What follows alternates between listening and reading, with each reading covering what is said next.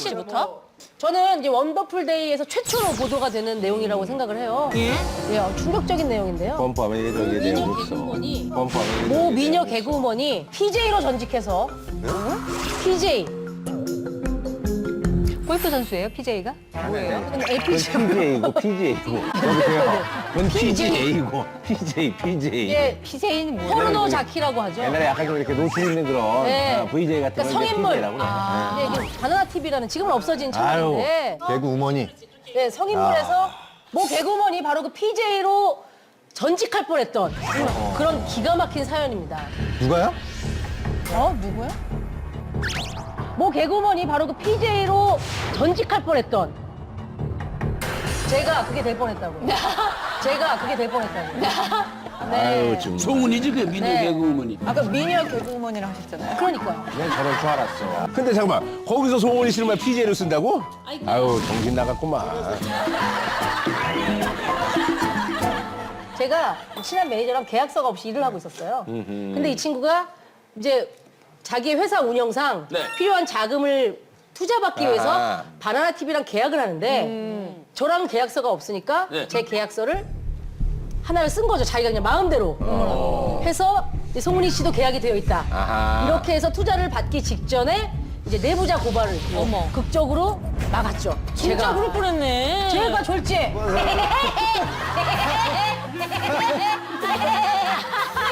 왜 딱딱우리야? 한꺼풀씩 벗으면서 개그를 할 뻔한. 아니, 왜냐면 또 그 송은이 씨가 볼륨감이 상당하시기 아 그건 때문에. 그런데 안에서 이제 결과적으로, 내부자 직원도 야 이런 거 보여주면 이거 끝장난다 이래가지고 끝장난다 이래가지고 그래서 이런 거 써야 돼. 야 무슨 일이 소문이가 야 이 소문이 이거 이렇게 된 거죠. 예. 전문가 패널 하면 또 이분들을 빼놓을 수가 없습니다. 요즘에는 연예인들도 일이 그렇게 많은 연예인들이 없어요. 지금 세 분을 저희가 모시는데 이분들의 스케줄 아 스케줄 바쁘네. 아니 지금 우리가 뭐 MBC 라디오도 있고 뭐 TV조선 뭐 채널A 탑10 뭐 뉴스타10 쉬는 시간이 없어요. 예? 이게 한 달 스케줄이거든요. 맹점이 뭐냐면 이게 한 달 스케줄이거든요. 맹점이 뭐냐면 이건 안 돼. 이건 안 돼. 왜요? 돈 안 돼. 돈은 방송사에서 주질 않아. 그래요? 예, 아 그거는 이건 내가 많지 않다는 얘기 들었어.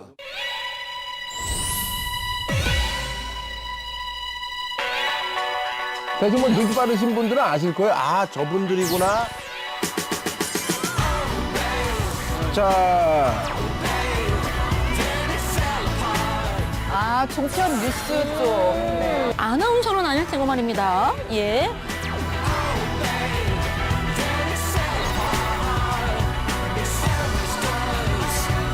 예, 이분들 한번 소개를 해보도록 네. 할 텐데요. 스타보다 더 바쁜 이분들. 대체 누구십니까?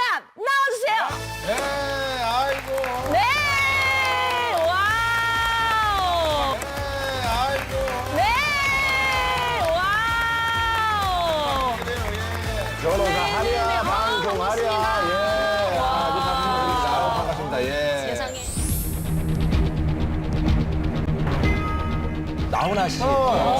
영화배우 박상민 씨. 탤런트 이진욱 씨로부터 강간을 당했다. 포스와 아우라가 이거 보통 사람이 아닌 거예요. 우리나라 역사상 가장 큰 사건이거든요. 이 재산분할 청구한 금액만 1조 2천억 원, 1조 2천억 원인 거예요. 그러니까 이혼과 관련돼서. 이용과 관련해서 굉장히 유명한 그런 그 변호사님께서 저를 또 최근에 고발해가지고 손해배상을 5억을 청구하고 형사고소하고 변호사협회에 저를 징계하고.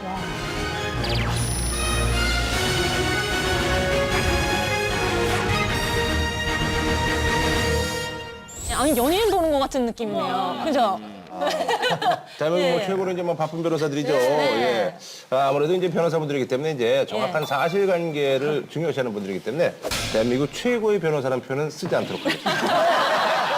최고는 아니에요. 그냥 뭐 바쁘시고 유명한. 예. 유명한 그럼요. 아, 그거는 뭐 동의하시는 거죠? 아, 당연합니다. 정확하시네요. 네, 그럼요. 최고라는 표현은 함부로 쓰면 안 됩니다. 그래서 유명한 변호사분들. 정말 잘 나가고 바쁜 분들입니다. 예, 안녕하세요. 저는 손수호 변호사라고 합니다. 반갑습니다. 예, 손수 변호사님, 예.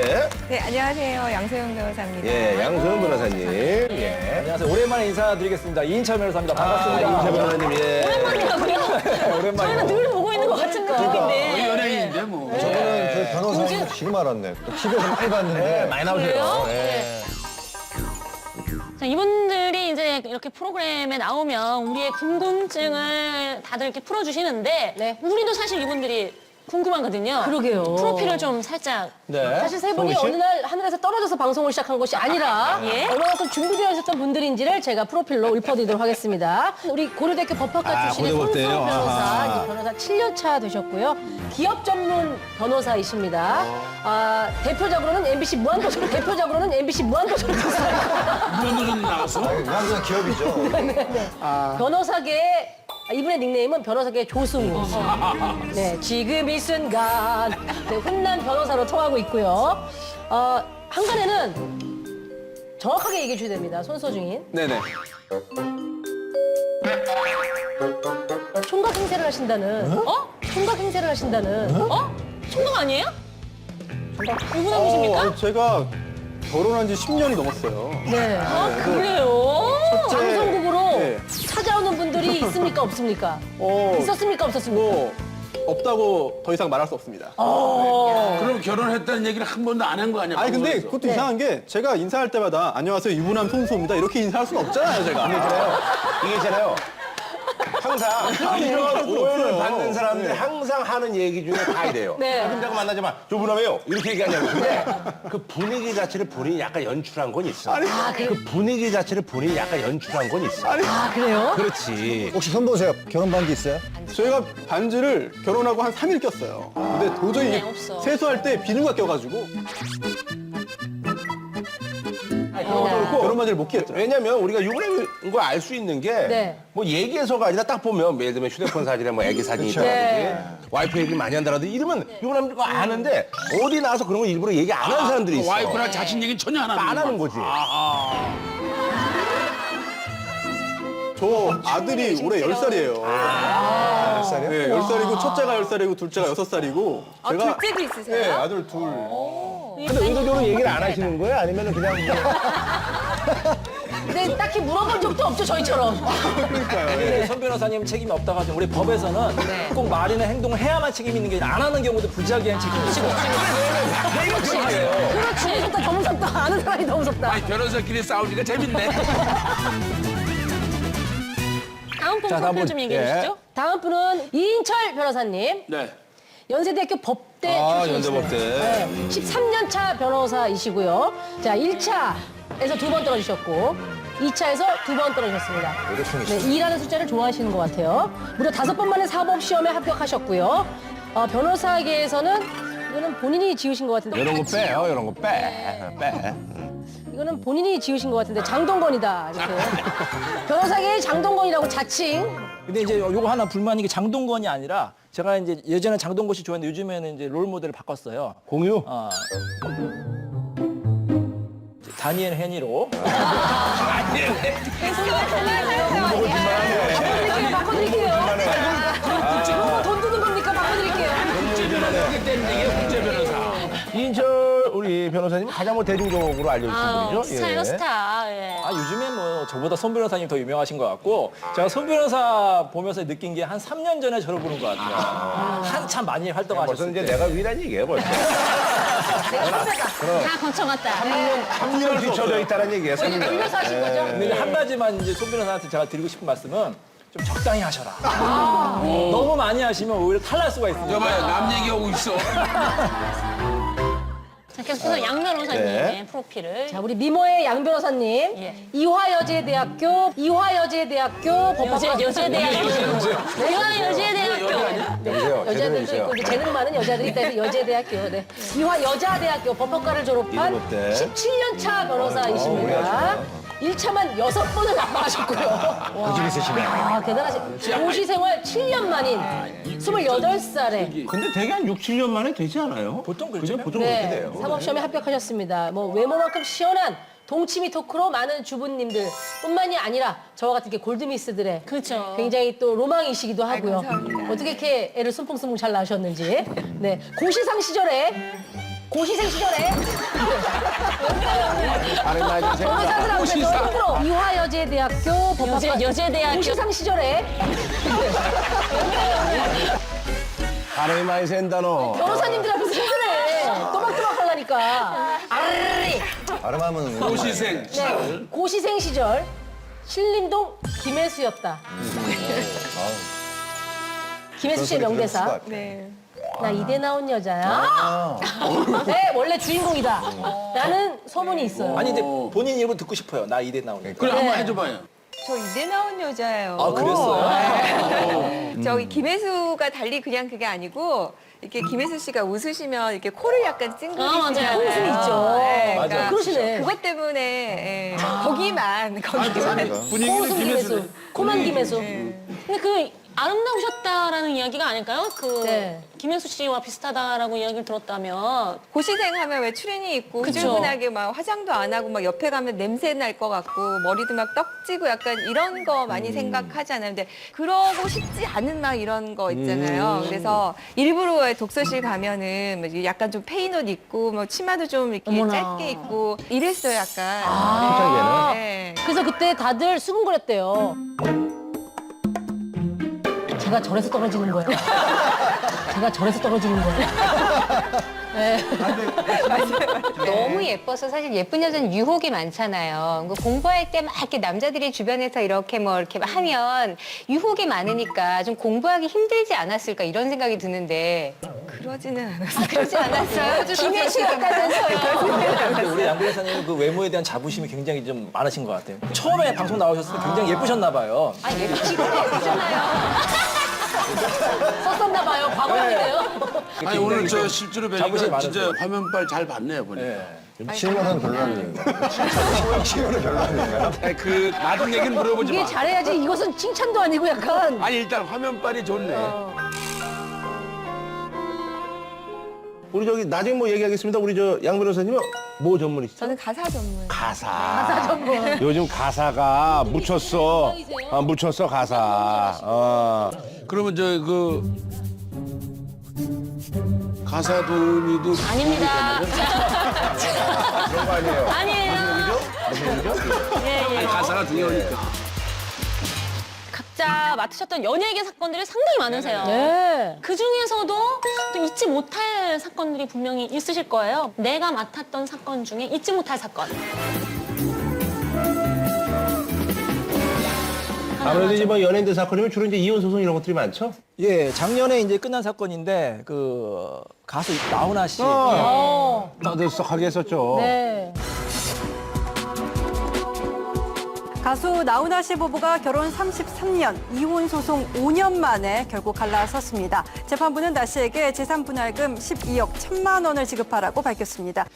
사건에 대해서 이제 뭐 언론에 나온 거를 간략히 설명을 드리면 2011년에 이제 아내분께서 이혼 소송을 최초로 하셨는데 결국에는 소송을 계속 하시다가 대법원에서 최종적으로 패소를 하셨어요. 이혼이 안 됐던 겁니다. 왜냐하면 남편분께서는 가정을 이혼을 유지하겠다. 하셨구나. 우리는 이제 이혼 사유가 없다고 주장을 했어가지고 남편분이 승소를 한 거죠. 그래서 그때까지는 저는 이 사건에 대해서 잘 몰랐어요. 다른 변호사님이 하셨는데 이 아내분이 대법원에서 패소하자마자 그 다음날 저한테 찾아오신 거예요. 자기는 도저히 이 인정할 수 없다. 판결을 승복할 수 없다. 근데 대법원에서 패소하면 또 할 수 있어요? 그래서 그랬죠. 지금 당장은 안 됩니다. 왜냐 대법원에서 패소했잖아요. 그래서 기판력 때문에 안 돼서 지금은 안 되시고 일단은 좀 더 노력을 해보시죠. 제가 노력을 보냈어요. 그래서 1년 정도 한번 시간을 가져보시라. 근데 1년 후에 다시 오셨어요.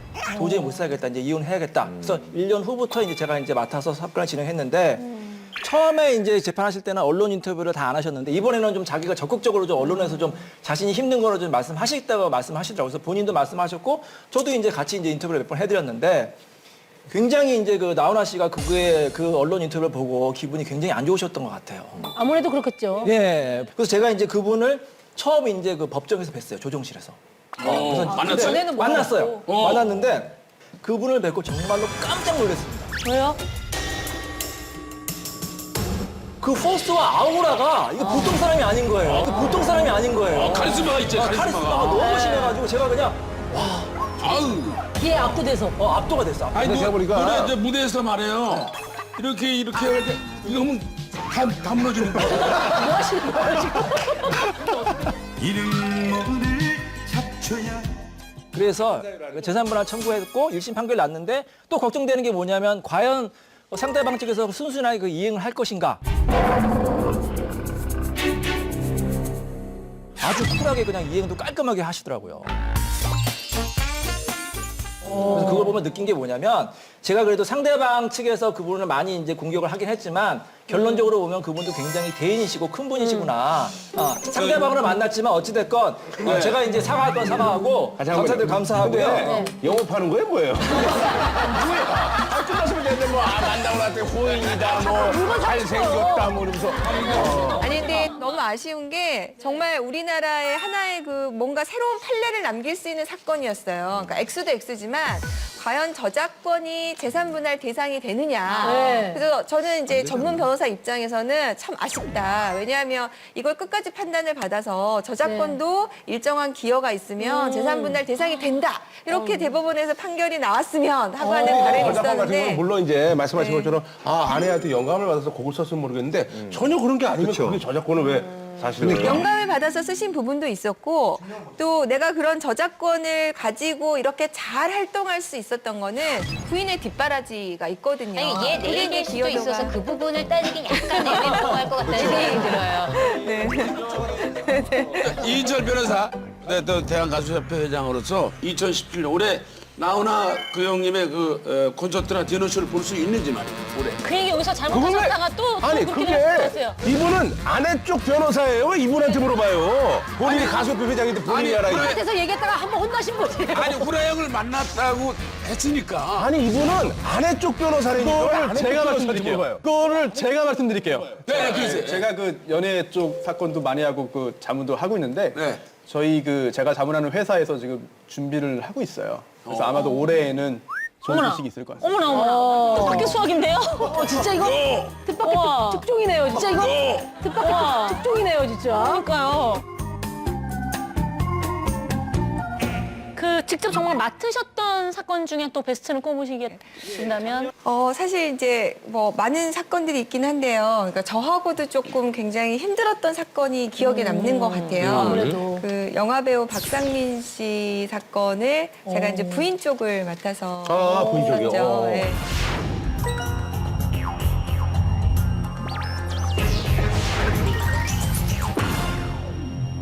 사실 처음에 저희가 그렇게 소송으로 가고 싶지는 않았어요. 왜냐하면 연예인분들은 가능하면 원만히 그냥 그쵸. 하시는 게 좋잖아요. 근데 협의원이 제일 좋죠. 네. 그게 조정이 잘 안 되니까 박상민 씨가 먼저 이제 부인을 상대로 그래요? 네, 소송을 제기하고 기사가 나가면서 그게 이제 2010년 봄에 시작을 해서 2014년 봄에 오래 걸렸다. 스스로 5년 걸렸고 굉장히 힘들었죠. 대법원까지 가서 결론이 나요. 대법원이요? 네. 그리고 뭐 형사도 같이 폭행 관련해서 고소도 했어야 됐었고 네. 또 이제 그 과정에서 부인에 대한 비난 기사가 한번 나왔어요. 그러니까 부인 입장에서는 또 그게 아니라고 반박 보도를 해야 되잖아요. 그렇죠. 근데 반박 보도가 나가니까 박상민 씨가 저를 상대로 해서 민사 손해배상을 5억을 청구하고 저를 명예훼손으로 형사고소하고 또 변호사협회에 저를 징계하고 징계 신청을 하고 근데 징계 사유가 변호사가 지가 연예인인 줄 안다.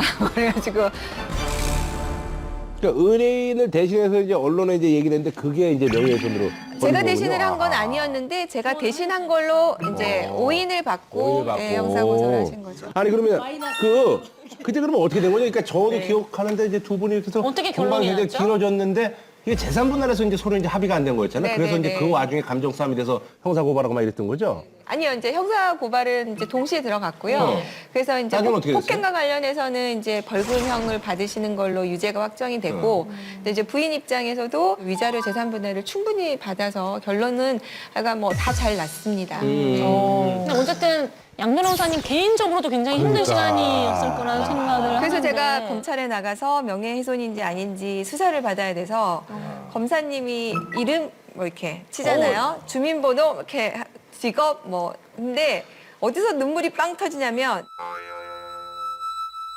가족 이름을 물어보더라고요. 가족 이름을 물어보더라고요. 그래서 제가 아무리 작은 사건이지만 검찰에 불려 나가서 신문을 받는다는 것이 이렇게 힘들구나. 물론 제가 다 이겼죠. 왜냐하면 이유가 없었으니까 다 무혐의 나오고 기각당하고 했지만 그걸 좀 직접 체험해 봤던 사건이고. 힘드셨겠다 진짜. 그때 이제 제가 애가 셋인데 넷째가 임신됐어요. 근데 이제 그게 스트레스로 유산이 되면서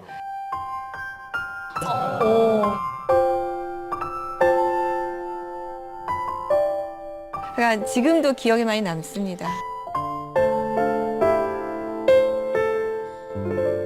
야, 그 바쁜 와중에 애가 지금 4명이에요?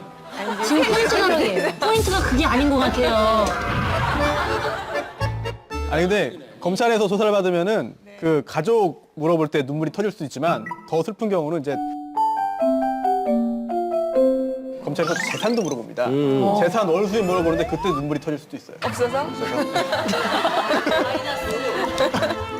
손 변호사님도 이런 사례가 있나요? 고소를 당하는 상대 경우. 의뢰인한테. 고소 고발 뭐 몇 번 당했는데요. 그래서 제가 그 유명한 그 치킨 프랜차이즈 회사가 있는데 네. 그 회사의 그 가맹 점주들 그러니까 그 매장 운영하시는 분들이 본사 상대로 해가지고 좀 손해배상을 청구하는 그 사건을 맡았어요. 네. 해서 이제 열심히 했는데 뭐 방송국에서 취재가 나와서 인터뷰를 했습니다. 근데 그 내용 가지고 그 회사의 그 회장님이 저를 이제 고소해가지고 조사도 받고 했는데 물론 무혐의로 다 끝났죠. 명예훼손 이런 근데 사실 그 회사 제가 제일 좋아하는 치킨 회사예요. 저 그 회사만 먹었어요. 그때까지. 근데 그 다음부터는 제가 안 먹고 딴 거 먹었는데 입맛이 아주 네, 안 먹겠더라고요.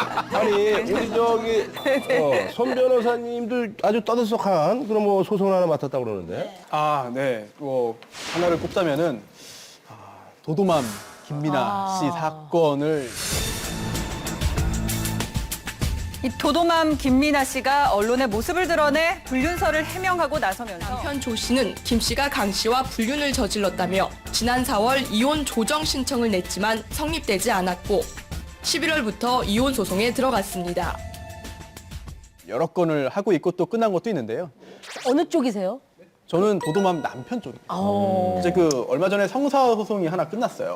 그래서 그 도도맘 김민아 씨가 남편의 허락 없이 남편 명의로 소취화서를 법원에 제출했다. 맞아. 그리고 사문서 위조, 또 위조 사문서 행사로 징역 1년에 집행유예 2년 유죄 판결을 선고됐거든요. 그래서 얼마 전에 이제 처음에 이제 문제가 불거졌을 때 고디오 이제 나온 게 서로 취해왔다. 근데 이제 그게 남편의 의사랑 전혀 상관이 없었던 깜짝 놀랐죠. 그거죠. 저희는 술 취한 적이 없는데. 그러다 보니까 그게 결국은 남편 입장에서는 아니 내가 낸 것도 아닌데 왜 소송이 취하됐다고 소가 취하됐다고 언론에 나오지? 깜짝 놀란 거고. 놀랐겠어요. 그럼 그게 남편 몰래 서류를 위조했다. 문서 위조다라고 해서 유죄 그거 판결을 굉장히 선고했어요. 무거운 죄입니다. 근데 만약에 정말로 부부가 합의가 돼서 대신해서 그걸 취소하는 걸 할 수는 있는 거예요? 그러니까 거기 위임장이 위조가 됐다는 거죠. 네. 그러니까 위임장을. 이거를 위임장을 그치. 있다고 해서 접수를 하니까 법원 직원은 당연히 받아줬을 거고 이제 그것이 새로운 범죄 사실이 돼서 근데 이해가 안 가는 게 그렇게 위조해서 하면 나중에 결국 소취한 걸 상대방이 알잖아요. 그러니까. 알면은 이의제기 할 텐데 그걸 모르고 그렇게 위조를 했는지. 그러니까 일반인들도 그 얘기를 하더라고요. 왜 그런 짓을 그게 아니라 이제 제가 이제 그렇게 유추를 금방 티가 날 짓을 왜 해보건데 하냐고.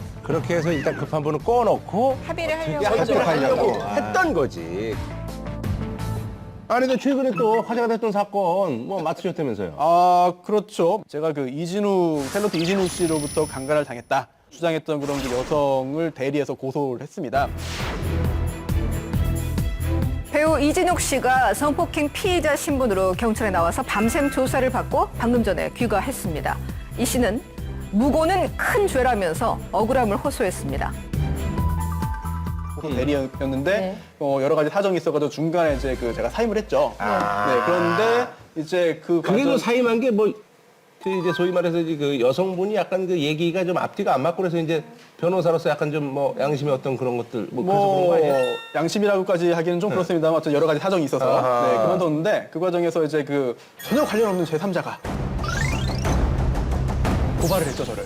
고발했는데 뭐 당연히 이거는 검찰에서 각하 처분 나와가지고 끝났고요. 전혀 관련은 제3자 누구예요? 그러게요. 어떤 이유로요?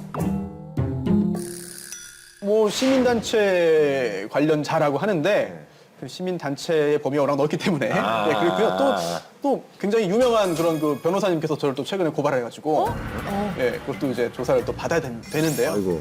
그 본인의 그런 이혼 사건 관련해서 언론에 인터뷰를 했다라고 해서 또 고발을 최근에 하나 당했어요. 변호사도 이거 쉬운 직업이 아니네. 근데 다 잘 끝날 거예요.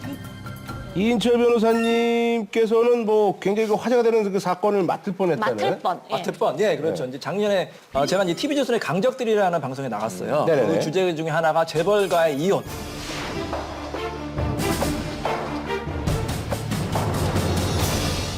아 맞아, 그런 거 많이 그런 했죠. 이제 굉장히 이제 반응이 좋으셨는데 거기 내용 중에 하나가 이부진 사장하고 이무재 고문 그 사건이었거든요. 전화가 딱 왔는데 이무재 고문 측인 거예요. 한번 만나고 싶다. 왜 만나고 싶냐 했더니 자기가 방송을 봤는데 굉장히 좀 관심 있게 봤다. 그리고 제가 또 제 친구가 있었는데 제 친구가 또 이무재 고문의 친구였던 거예요. 서로 친했던 거예요. 그래서 만나게 됐어요. 만나게 됐는데 저는 처음에 이제 당연히 이제 이혼 사건을 상담하니까 우리 사무실로 오셔라 했는데 그분이 못 오겠다는 거예요. 왜? 자기가 좀 신분상의 이유도 있고 보안상의 이유가 있기 때문에 자기가 있는 사무실로 한번 와라. 좋다. 근데 오는데 주의점이 있다. 뭐냐? 좀 조심해서 와라. 혹시 이게 비행이 붙으니까. 비밀 유지하기 때문에 조심해서 와라. 알겠습니다. 해서 제가 이제 그냥 가 아니라 선글라스 끼고 갔죠. 혹시 모르니까. 선글라스 딱 끼고 갔는데 굉장히 키는 거 아니에요?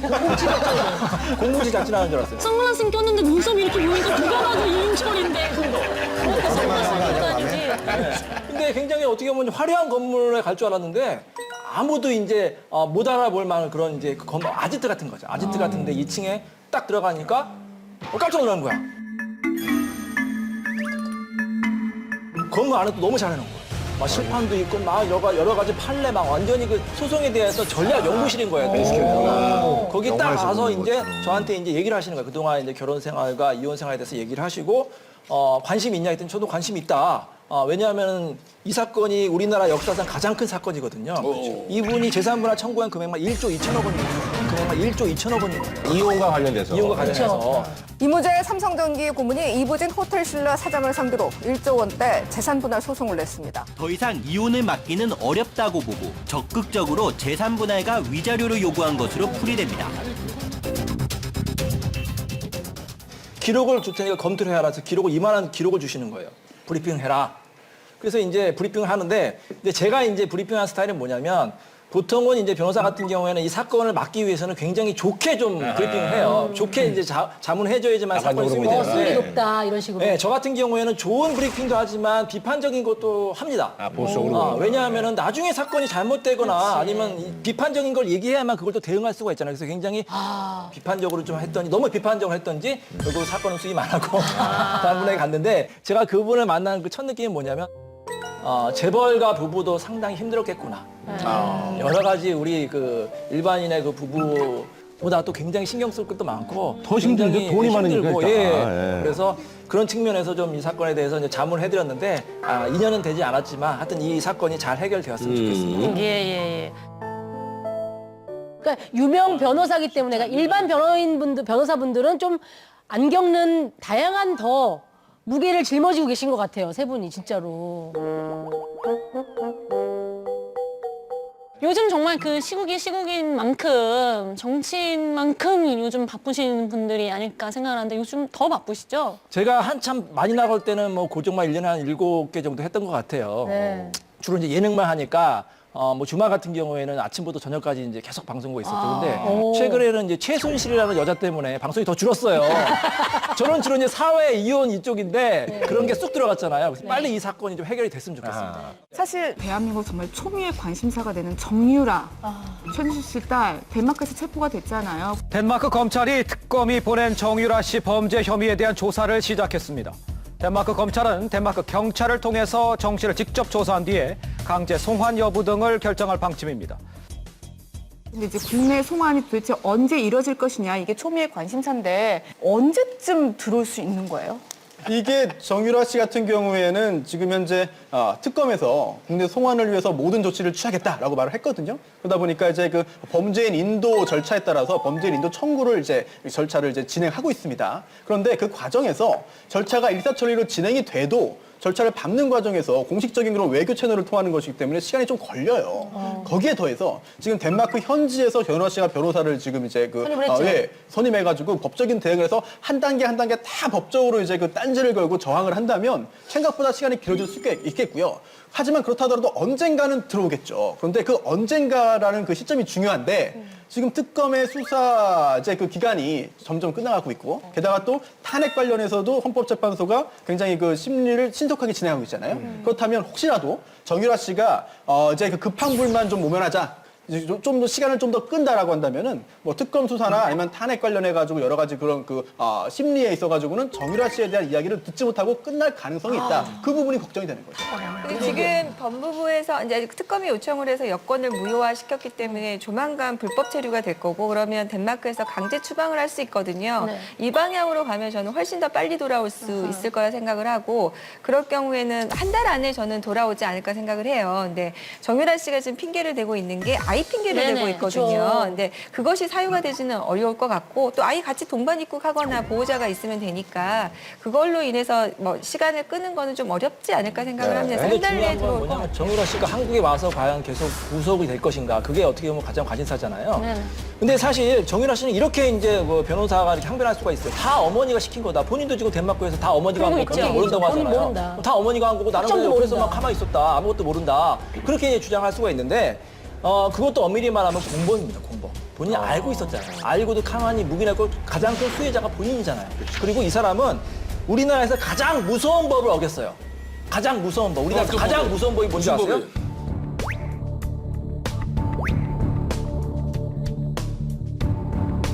국민정서법이라고 있습니다. 국민정서법이라고 있습니다. 이 국민정서법은 헌법보다 더 무서워가지고 사실 재판부도 이거를 여론이나 국민정서법을 고려 안 할 수가 없습니다. 그러니까 한국에 오면 체포 구속이 될 사유가 된다고 생각이 됩니다. 정유라 씨 같은 경우에 뭐 어머니가 다 시켰다라고 이야기는 할 수 있지만 제가 이제 주변에서 이야기를 들어보면 특검 앞에 서게 되면은 그 20대 꼬마 아이가 분명히 털어놓을 수밖에 없다. 물론 아는 게 없을 수도 있겠지만은 너무 그 압박이 심하다 보니까 솔직히 감정적으로도 얼마나 불안하겠어요. 그러다 보니까 정말 특검 앞에서는 2시간 만에 다 털어놓을 수도 있다. 그렇게 예상하는 분들도 많이 있더라고요. 털어놓지 않아도 사실관계는 이미 다 나온 거잖아요. 본인이 입시에 가서 갔고 금메달을 가지고 들어갔고 내가 그 얘기를 했고 성적을 받았고 시험을 안 봤는데 성적을 받았고 자기는 뭐 그만두겠다고 갔지만 어쨌든 그게 계속 유지되고 있다는 걸 알았기 때문에 뭐 엄마가 시켰다 몰랐다 이거는 주장일 뿐이지 저는 뭐 와서 진술하지 않아도 충분히 구속 가능하다고 생각합니다. 야, 법률에 대해서 오늘 상당히 많이 배우네. 네. 아주 좋은 시간이에요. 예, 예. 김구라 씨도 얼마 전에 김정민 씨랑 스캔들이 나서 막 김정민 씨 입장에서 명예훼손이 될 수가 있어요. 자, 이 사건 아내가 이혼 청구하면 유치비워줘서 기각이 될 수가 있어요. 이 사건은 100% 이혼됩니다. 아, 근데 변호사를 잘못 써서 그래요. 100% 이혼됩니다. 증거가 없어요. 법률에 다 써야 되는구나. 사실 저도 이제 뭐 여러 가지 뭐 일이 있었지만 연예인들은 웬만하면 협의 이혼을 하세요. 지금 이게 손소 변호사 스케줄표인데요. 고정이 10개래요. 10개. 사실은 이게 연예인분들보다 훨씬 낫습니다. 이거는 뭐 진짜 변호사계의 김구라인데요. 그러니까. 그렇지는 않은 게 저는 뭐 이제 시사라든지 이런 그 법 관련된 프로기 때문에 또 생방송이 많아요. 그래서 오래 앉아있지는 않고 잠깐 하다 보니까 소화가 가능하고 아니 굉장히 신기하더라고요. 여기서 보고 채널을 돌리면 저쪽에 또 나와 있고 또 돌리면 또 나와 있고. 저 정도면 갓 앨범을 발표한 아이돌 수준이에요, 진짜. 변호사계 수도꼭지네. 맞아요. 왜 두번 나오네. 근데 진짜로 사실은 조금 전에 그 스케줄표도 걱정하실까 봐 몇 개 좀 뺀 거예요. 몇 개 좀 뺀 거예요. 했는데 이야, 뺀 게 이 모양이라면. 그러다 보니까 잠자는 시간 줄여가지고 밤새 일을 하고 잠 별로 못 자고 있습니다. 우리 양 변호사님은 이제 시사 이런 쪽은 아니고 예능 쪽에 많이 그래요. 얘는 네. 패널로 많이 환영을 네. 하시는 것 같은데 거의 분단위로 또 쪼개서 일을 하실 만큼 네. 바쁘시다고 합니다. 그러니까 저는 처음에 이제 아침마당으로 시작을 해가지고 생생 토크 패널로 시작을 해서 아하. 그러다 보니까 이제 자꾸 그런 프로그램에 이제 적응을 하게 됐는데 그래서 이제 제가 제일 많이 이제 기억하시는 분은 동치미. 그래서 예, 뭐 그걸 한 3년 정도 예, 우리 설수연 씨도 잠깐 같이 하고. 3년 하셨어요? 오래 하셨네. 아, 오래 하셨네. 우리 양 변호사님 같은 경우에는 방송이 너무 많다 보니까 이제 나 이제 방송 그만해야 되겠다라고 결단을 내리셨다면서요? 네, 그러니까 작년에 이제 제가 연예인분의 사건을 이제 맡게 됐는데 기사가 났는데 기사 앞에 변호사가 방송인 양소영 변호사다 이렇게 났어요. 제가 그걸 보고 아, 이게 변호사 양소영이 아니라 방송인 양소영이 먼저 나오는구나. 그래서 그걸 보고 이제 저 스스로 조금, 아, 이러면 안 되겠다. 저 그만 너무 이해하는 게 네. 저도 예전에 그 배우 이명준이 아니라 네. 탁재훈 동생으로 미워져가지고 코치. 그죠? 코치. 그래서 제가 탁재훈 씨를 5년 전에 끊었어요. 안 보거든요. 그럼 저기 하나만 질문할게. 이 방송 수입보다 또 이제 변호사 수입 이 둘째 어느 게 더 많습니까? 아무래도 뭐 변호사 수입이 훨씬 많죠. 그럼요. 이 방송 돈 안 돼요, 이거. 돈 많이 안 줘요. 아, 방송국이 어떤 데인데. 돈 많이 주겠어요? 돈 안 줘요, 많이. 아 인기 있는 변호사한테 스타인데 왜 안 줘? 아니, 그냥 근데- 어떻게 그냥 방송에서 어떻게 그냥 쓰냐? 방송이란 데가 사실은 후려칠 땐 후려치고, 줄 땐 또 주고. 경험이 많이 나오네요. 아니, 그러니까. 변호사분들이 돈 보고 여기 아니, 방송 나오진 않을 거야. 근데, 왜냐면 근데. 그 자기 이미지 좀 살리면 아니, 근데 제 얘기는 뭐냐면. 변호사 사건이 많을 거 아니야. 그렇게 다른 이제- 거로 벌어야지. 그렇게 생각하셔서 근데 제가 이제 그 변호사분한테 얘기를 들은 거예요. 그렇게 생각해서 얼굴 알려주는 그런 걸로 했는데 나중에 이게 무슨 방송만 많이 하지 수입도 안 되지 사건은 뭐 사건대로 못 하고 있지만 이러니까 결국은 나중에는 고민하게 되고 그래서 이제 딜레마에 빠지는 거예요. 김병민 변호사가 그래서 요즘 방송 안 한다고 그러더라고. 돈 많이 한다고. 그럼 저 양 변호사님 사건 하나 맡으면 얼마나 나옵니까? 근데 이제 사건에 따라 다르겠죠? 저는 이제 예능 프로그램을 좀 많이 하다 보니까 사실 그러니까 일반적인 거보다는 저는 좀 많이 받기는 했어요. 그래서 한때 방송을 많이 할 때는 고정이 한 서너 개 정도 됐을 때는 변호사 수입이랑 거의 좀 비슷하게까지 하고 또 이제 나가면 강의를 또 하게 되거든요. 그러니까 강의 제안 오고 그렇게 될 경우에는 사실 꽤 짭짤해서. 근데 이제 저분 같은 경우는 뭐냐면 예능 프로에 이제 패널 나가셔서 그런 거지. 이런 뉴스 프로인 데는 돈 많이 안 뉴스 돼요. 프로그램은 진짜로 돈이 안 돼요. 뉴스 자체에 정반대.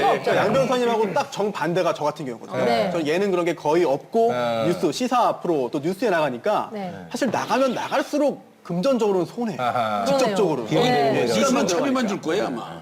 차비보단 조금 더 주시는데 그래도 그걸 가지고 뭐 모아서 뭐 돈이 된다? 그렇게 보기는 좀 어려운 상황이 있어요, 사실. 네. 인물들이 다 헌칠하시잖아요. 네.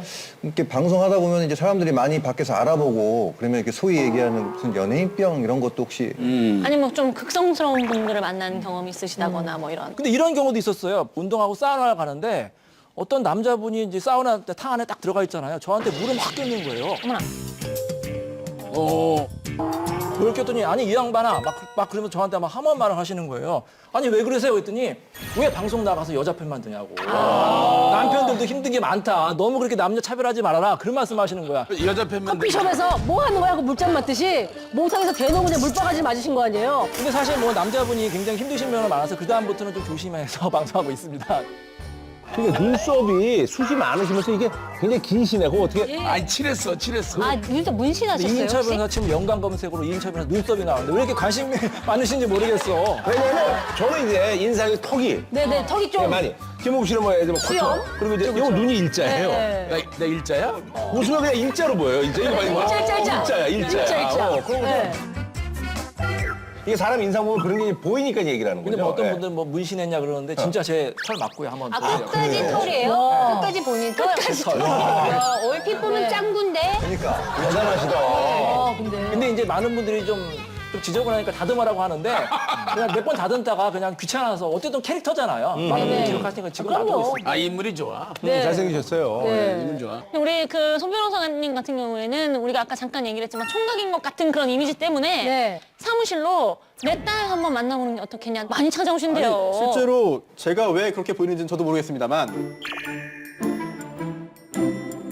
사건 상담을 하러 오신 분인데 별로 의욕이 없어 보이는 거예요. 사건엔 관심이 없어요. 네, 그 사건이 실제 있는 일인지도 모르겠는 거예요. 들어보니까 그래서 잘 가시라 그랬더니 갑자기 손을 탁 잡고는 내 딸이 지금 몇 년생이고 지금 무슨 일을 하고 있는데 꼭 한번 만나봐라. 뭐 그런 경험이 있었고 그럼 어떻게 돌려보내세요? 말을 해야죠. 거지 뭐. 네. 사건 수임의 그런 그 욕심을 버리고 네, 사실 제가 결혼을 했다. 얘기를 하는 수밖에 없고 거기서 제대로 얘기 안 하면 나중에 큰일 납니다. 그렇죠. 큰일 나가지고 뭐 돈 욕심 버리고 가정을 지키는 쪽으로 선택하고. 욕심 버리고. 자, 그럼 말이죠. 여기서 지금 많은 분들이 이제 법이 생활이거든요. 그렇죠. 그래서 알아야 돼요, 우리도. 궁금한 거 있으면 한번 좀 물어보는 걸로 이렇게 하겠습니다. 예. 작년에 굉장히 맞아. 떠들썩했던 스캔들이었잖아요. 홍상수 감독이랑 배우 김민희 씨, 뭐 이제 두 분 같은 경우는 아예 이 사건에 대해서 말을 하지 않고 함구하고 있긴 한데 홍상수 감독은 이제 그 스캔들이 나고 나서 부인과 이혼을 원한다. 하지만 부인은 이혼을 원하지 않는다 이렇게 이야기를 하고 있는데 과연 한쪽은 이혼을 원하고 한쪽은 이혼을 원하지 않고 이럴 때 이혼이 가능한 것인지.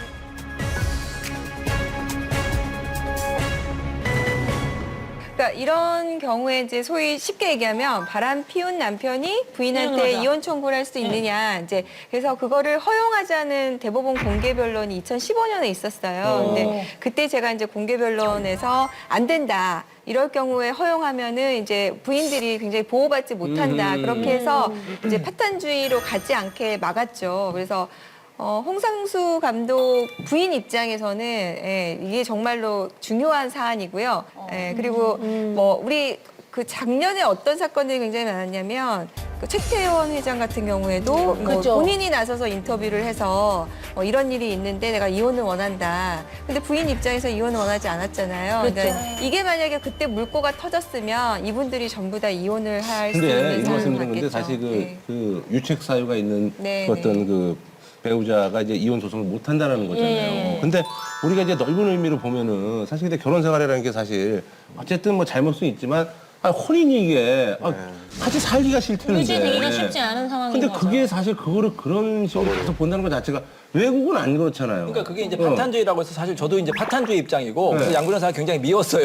여기서 이기시는 바람에 파탄주의가 왜냐하면 그 잘못을 따지는 게 의미가 없다는 거고 선지훈 같은 경우 이혼에서 가장 중요한 건 자녀를 행복하게 키우는가 중요하지 누가 뭐 때리고 바람피냐 왜냐하면 그거를 입증을 해야 되거든. 우리나라 같은 경우에도 입증을 하려면 미리미리 이혼 준비를 해야 되는 거예요. 결혼 중에. 그럼 얼마나 그 불행이에요. 그리고 입증을 잘 못하면은 이혼이 기각될 수도 있고 그리고 10년, 20년, 30년 동안 떨어져 살면 이미 남이잖아요. 그거는 이제 이혼을 시켜줘야지. 근데 그게 이제 뭔가 파탄주의거든요. 파탄주의 제목 이름부터 그러니까 뭔가 이렇게 좋은 느낌은 아니에요. 파탄주의. 무슨 강원 이혼이면 몰라도 파탄주의. 파탄주의라는 단어 자체가 이렇게 희한하잖아요. 아니지. 파탄이면 집안을 아니지. 큰집안살 파탄 내겠다는 얘기야. 그 의미가 아니란 얘기야. 무슨 강원 이혼 이런 건 좋잖아. 이미 결혼 생활이 파탄 깨졌으면은 누구 잘못 따지지 말고 이혼하자는 주의예요. 근데 김구라 씨가 말씀하시는 것처럼 그런 경우가 있긴 있어요. 저도 충분히 이해는 하는데 예를 들어서 부인이 뒷바라지를 해줘가지고 남편을 이제 개업일을 만들었어. 개업일을 만들었는데 그때부터 이제 빚 갚고 막 돈을 벌려고 하는데 내가 조금 돈 벌기 시작하니까 친구들이 자꾸 만나자고 하더라. 그래서 내가 만나러 갔더니 이 친구들이 다 애인이 있더라. 그래서 나도 한번 호기심에 해봤다. 뭐가 문제냐? 그러는데 내가 그렇게 한 번 그렇게 바람을 피운 건데 우리 부인이 나를 구박한다. 나 자존심 상해서 이 구박받고 못 살겠다. 이혼하겠다. 그렇죠, 그렇죠. 그러면은 그럴 경우에 이혼을 해야 되겠다 이거죠. 맞아. 그리고 아이들이 어려가지고 지금 아직 뒷바라지했더니. 뒷바라지를 해야 되는데 지금 부인 보고는 나가라 그러면 부인들은 재산분할 얼마 받지도 못한단 말이에요. 맞아. 아직까지는. 그래서 이런 거를 제가 이제 제가 말씀드린 높여서 거는 얘기를 재산 분할이 충분히 전제가 된 후에. 그렇죠. 위자료도 네. 훨씬 높이고. 그게 가능하면. 자, 들어보세요. 양 변호사님 말씀드려보면 이거 이혼하지 말아야 된다고 생각하시죠? 맞아. 자, 이 사건을 생각해 보세요. 자, 이번엔 아내가 이혼 청구한 사건입니다. 네. 남편은 아내를 매일 때리고 자기도 바람 다 피는데 너무나 철저해가지고 아내가 증거가 하나도 없어요. 네. 그래서 아내가 너무너무 힘들어가지고 맞고 살다가 자기를 알아주는 남자친구가 생긴 거예요.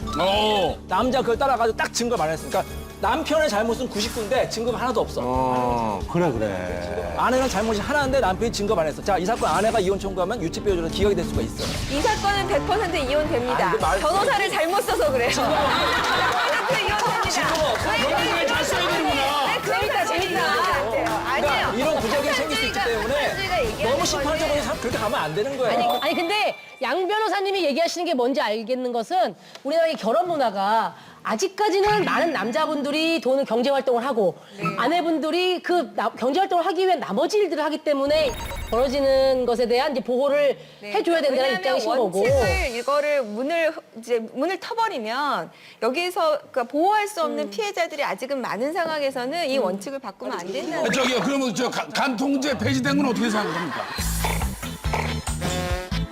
그거 언제 전 얘기인데 그 얘기는 그거 지금 할 상황이 아니에요. 갑자기 왜 그게 궁금하세요? 나중에 물어보세요, 그거는.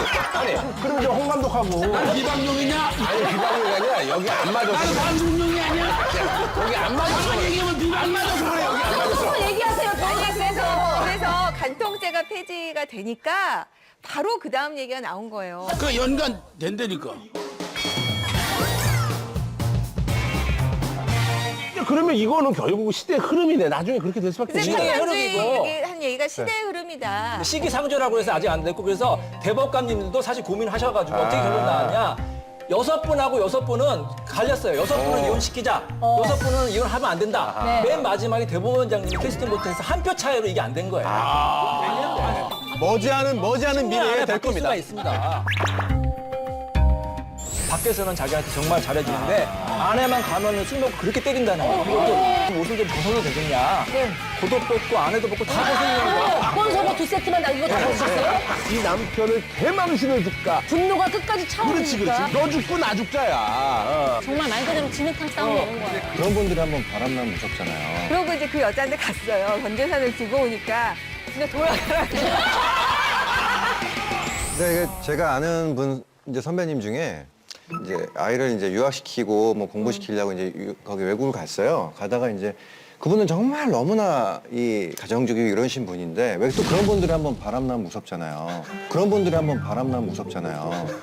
그래가지고 이제 이게 다 그냥 다 그렇지는 않습니다. 다 그렇진 않아요. 예, 다 그렇지는 그냥 이제 왜 않습니다만. 이성을 잃으신 거예요. 잃어서 그냥 재산이고 뭐고 다 필요 없다. 그냥 이혼만 해달라.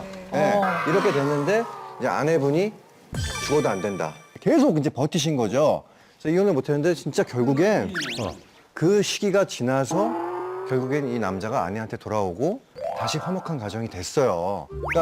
그러니까 이 얘기의 교훈은 뭐예요? 아니 그게 아니라 궁금한데 결론과 교훈이 뭐예요? 아니 그거 잠시 일시적으로 그런 시기는 누구나 오는데 나중엔 다시 그게 더 깊은 사랑으로 다시 거듭날 수도 있다. 저도 이런 여기에 얘기를 한 하는 표 거죠. 던지는 게 사랑은 돌아오는 거잖아요. 근데 맞아요. 정말 기다리는 사람이 네. 있는 곳에 남자는 돌아올 것 같고 뭔가 여자도 남자가 돌아올 거라는 생각을 갖고 살아야지 정말 영영선이 딱 거져 있는 상태에서는 이거는 여자가 희망을 딱 잊어버리잖아요. 잃어버리잖아요. 진짜 재밌는 얘기 말씀을 저는 드리면 그래서 네. 그러니까 남편분이 이제 바람을 피웠어요. 그러면서 부인한테 이렇게 얘기를 해요. 나 그 여자를 너무 사랑해서 나 남은 생은 그 여자랑 살고 싶다. 그러니 전 재산을 당신한테 줄 테니 이혼을 해달라고 한 거예요. 그러고 이제 그 여자한테 갔어요. 그랬더니 남편이 전 재산을 두고 오니까 진짜 돌아가라고. 진짜 돌아가라고. 그 여자분이. 전 재산을 두고 오는 남편은 자기한테도 소용이 없는 거죠. 이야. 그래서 남편분이 다시 돌아온 케이스. 지금 장윤정 결혼해서 한 지 얼마 안 됐는데 지금 머리 아플 거예요 지금. 여러 사건을 볼 적에. 그러니까 아니 그리고 이 그 중간중간 그 여자라서 이거는 아닌 것 같아요. 그러니까. 저 굉장히 궁금한 게 있는데 배우 박시현 씨 같은 경우가 안타깝게도 결혼 5년 만에 이제 파경을 맞게 됐잖아요. 근데 그분 같은 경우에는 아직도 이혼 소송이 계속 이렇게 길어지는 이유가 양육권 때문에. 그런데 박시현 씨 같은 경우에는 예전에 프로포폴 문제가 있었잖아요. 그래서 집행유예까지 선고를 받은 걸로 알고 있는데 그럼 그런 경우에 박시현 씨가 어떻게 양육권 소송에서 유리할 수 있을까요? 근데 제가 박시현 씨 사건을 진행을 했었는데요. 예, 그러니까 양육권 다툼이 그러니까 뭐 상대방이 자격이 없다 이런 거는 법원에서 별로 좋아하지 않는 주장입니다.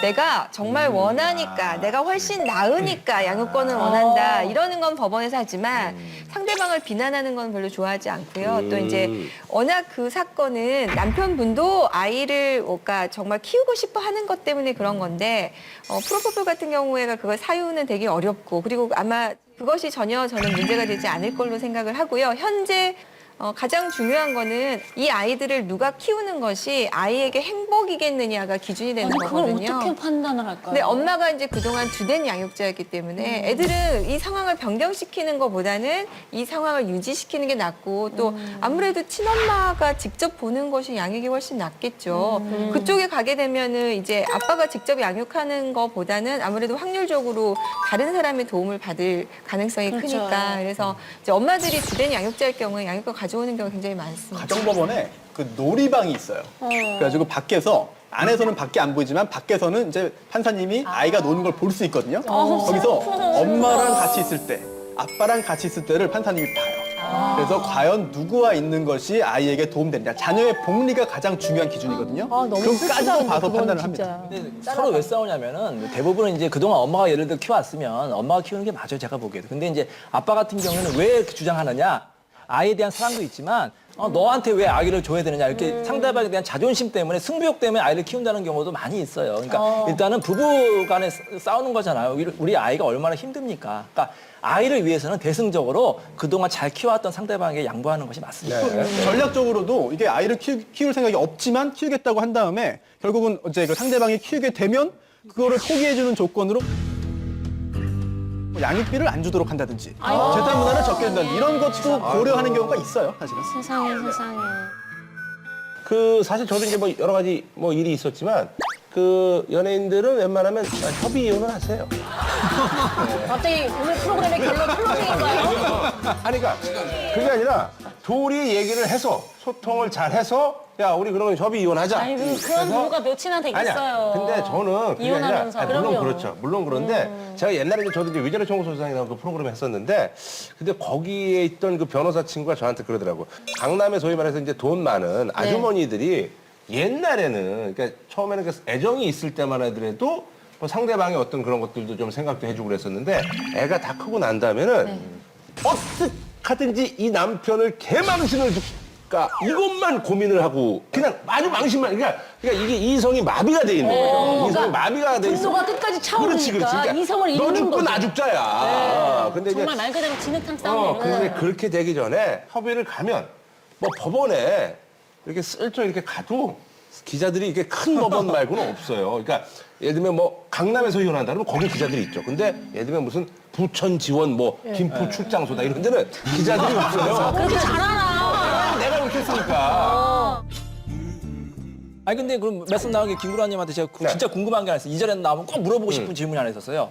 근데 이렇게 합의 조건을 왜 이렇게 불리하게 하셨어요? 빚도 또 안 오시고 뭐 천사표세요? 왜 그러세요? 아니 그게 아니라 이제 많은 분들이 좀 오해를 하고 계시는데 저는 그 집사람 채무에 전혀 제가 뭐 법적으로 보증을 서고 이런 게 하나도 없어요. 다만 소송을 당하면 애 엄마가 법적으로 구속될 수도 있잖아요.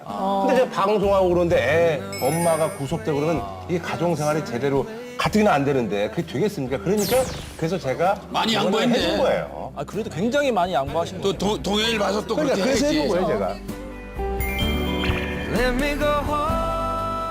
요새 법원에서도 이제 판사님들이 중간에 조정을 시킬 때 이런 얘기를 해요. 한 배우자가 너무 정말 가난해가지고 그렇게 혼자 불쌍하게 살면 뭐 내가 지금 안 주는 거 그런 심정은 충분히 미우니까 이해는 하지만 나중에 그랬을 때 애한테 그런 모습을 보이는 게 얼마나 슬프냐 그런 얘기 하시거든요. 예. 맞아요. 정말 좋은 말씀이신 것 같고요.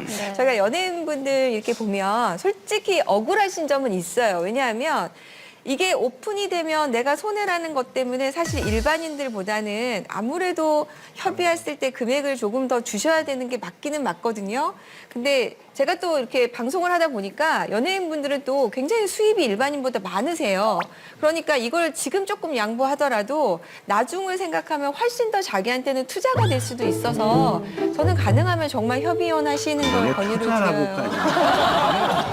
표현이 적절치는 않았어요, 변호사님. 뭘 투자를 해? 표현은 좀 그랬어요. 예, 이제 그 곧 설 연휴가 다가오는데 명절 때면 이혼율이 급격히 이렇게 올라간다, 높아진다라는 이야기가 있는데 실제로 그렇지요? 명절 증후군. 명절이 지나고 나면 네. 그러니까 명절 때 보통 가족들이 모이니까 갈등이 좀 폭발하죠. 그래서 명절 이후에는 아무래도 상담은 증가하는데 그게 이제 실제로 이혼으로 가기까지는 통계는 별로 없는 것 같아요. 네. 그러니까 이제 명절 때 사유 자체만 명절 때 상대방이 너무 미워졌다. 그거보다는 평상시 쌓이고 쌓였던 게 명절 전에 가면 참아요. 이번에 한번 두고 보자. 연말에 한번 참아보자. 내년에는 바뀌겠지. 명절에는 바뀌겠지. 아니나 다를까 안 바뀌잖아요. 그러니까 역시나 그러면서 이제 소송을 하는 경우가 그러니까 대부분입니다. 그러면 정말 잘못했던 걸 남편이 명절에만 반짝 잘하면 그렇죠. 명절 참 잘하면 위기를 싹 넘어갈 수 넘어갈 있다는 수 있다는 거잖아요. 거죠. 아, 반대로 얘기하면. 이 명절을 잘 넘겨야 돼요, 그렇지. 남자들이.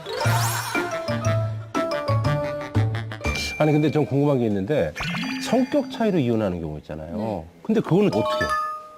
단순히 성격만 안 맞는다는 이유만으로는 재판상 이혼 사유가 되기는 어려워요. 그렇지. 뭐 MBTI 검사를 할 수도 없고. 아내가 아침밥을 안 해줬다. 이것도 혹시 이혼 사유가 되냐? 왜냐하면 사람들이 이혼장에다 그런 것까지 쓴대 아주 세세하게. 그러니까 어떻게든 이혼을 해야 하기 때문에.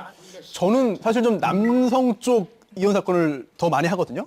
그런데 안집밥 안 해준다, 퇴근해서 왔는데 일어나서 인사 안 했다 이런 거는 사실 이혼 사유가 안 되고요. 사유가 너무 쪼잔해서 기가 아니 갑니다 이런 것도 법원에서 있고. 혼나요 판사님한테. 이게 요즘 세상에 이게 이혼 사유가 되나요 변호사님? 이런 말을 저도 들었어요. 아니 아침밥을 안 해주는데 이 사람 자체가 아침밥을 안 먹으면 완전히 패닉이 걸려가지고 막반 건강상의 문제가 지병이 많아. 있어. 반 미친 상태로 가고 있는 치료 받아야 아니라 치료가 그러니까 정확하다고 보면 네. 건강상의 치매가 오는 경우면은 그건 사유가 될 수가 있죠. 한 일주일에 한 번은 그 부부생활 해야 되는데 부인이 몸이 아프다. 살다는 거 싫다. 가까이 오지 말아라. 이러면 어떻게 되는 거예요? 재작년에 재밌는 판례가 하나 나온 게요. 50대, 60대 어머님이 이제 부부관계가 없다는 것을 이혼 사유로 이렇게 했어요. 네. 그랬더니 법원에서 뭐라고 얘기를 했냐.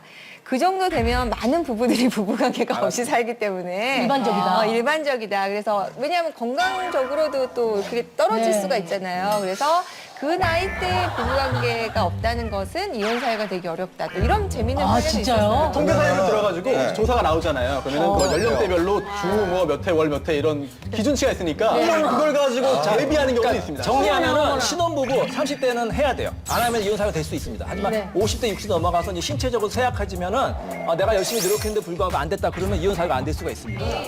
아 여보세요.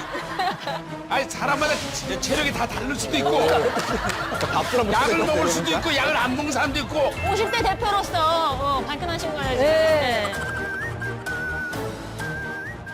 2016년에는 정말 많은 분들이 그 이혼 소식을 들려줬어요. 이렇게 언론을 통해서. 근데 만약에 이혼을 해야 되겠다라는 생각이 서면 어떻게 해야 되는 건지 또 일단은 아까 말씀드린 대로 가장 좋은 거는 합의고요. 그 상대방하고 그냥 허심탄회하게 얘기를 하세요. 이혼을 하고 뭐 재산은 어떻게 할 거고 자녀를 누가 키울 건지 이제 허심탄회하게 합의를 하고 합의가 다 됐으면은 합의서를 작성하신 다음에 협의를 하시면 되고요. 만약에 합의가 되지 않는 경우에는 부득이 소송을 하셔야 되는데 소송을 하게 될 경우는 반드시 가장 중요한 게 바로 증거입니다. 증거를 확보해야만 상대방이 뭐 잘못하는 증거를 확보해야만 이혼 소송에 승소할 수 있기 때문에 증거를 확보하시고 또 중요한 게 뭐냐면 자녀 문제잖아요. 자녀를 누가 키울 건지. 자, 외국에서는 자녀를 서로 안 키우겠다고 하는데 우리나라에서는 거의 대부분의 부부들이 자녀를 서로 키우겠다고 합니다. 이 자녀에 대한 사랑이 너무나 이제 크기 때문에 서로 키우겠다고 하는데 자, 그럼 판사가 자녀를 누가 키운다고 할까요? 여러 가지를 종합적으로 고려하지만 가장 중요한 건 뭐냐면 재판 당시에 그동안 자녀를 누가 키우고 있었느냐. 자녀를 데리고 있는 사람이 거의 자녀에 대한 친권자, 양육권자가 될 가능성이 높아요. 저 굉장히 궁금한 게 있는데 사실상 이 세 분은 굉장히 좀 친분도 있으시잖아요. 그럼 법정에 갔을 때 상대방의 만나면 변호인으로 나갔을 때 이게 어떻게 첨예하게 좀 대립을 해야 하는데 너무 우리 사이에는 친분도 있고 친한데 또 막상 서로 합의. 법정에서는 대립도 해야 되고 굉장히 좀 저희 둘이 자주 만나요, 법정에서.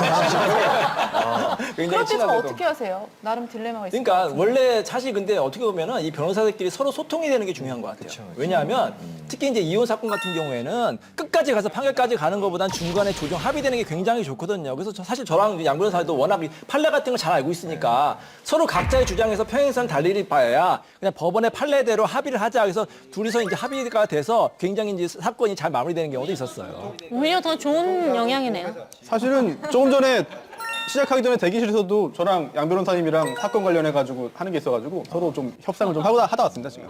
네. 세 분이 진짜로. 그럼 변호사가 변호사를 고용할 수도 있나요?